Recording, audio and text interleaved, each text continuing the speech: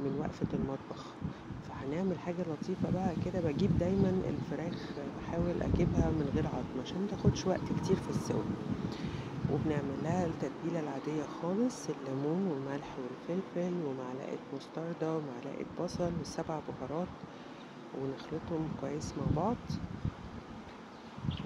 ونتبل فيهم الفراخ، ونسيبها شوية على قد ما نقدر، على الأقل يعني يا ساعتين يا إما نسيبها يوم. يعني أنا عادة لما بجيب الفراخ بتبلها وبشيلها في التلاجة وبطلعها وقت التسوية على طول، يعني فبتاخد التتبيلة وقت حلو قوي.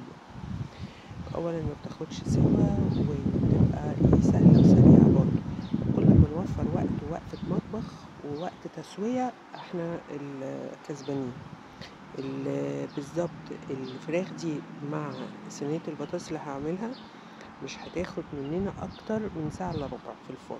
يعني احنا حضرنا اهو، تبلنا الفراخ وسبناها على جنب، وهنيجي تاني يوم او بعد ساعتين نيجي نقطع الخضار ونحطه في الصينية وفوقيه الفراخ وندخله الفرن. مخدتش وقت خالص.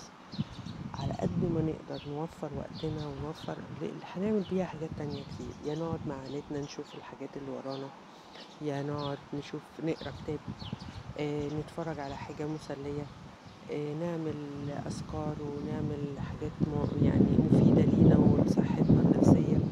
كل الحاجات دي بدل وقفة المطبخ. يعني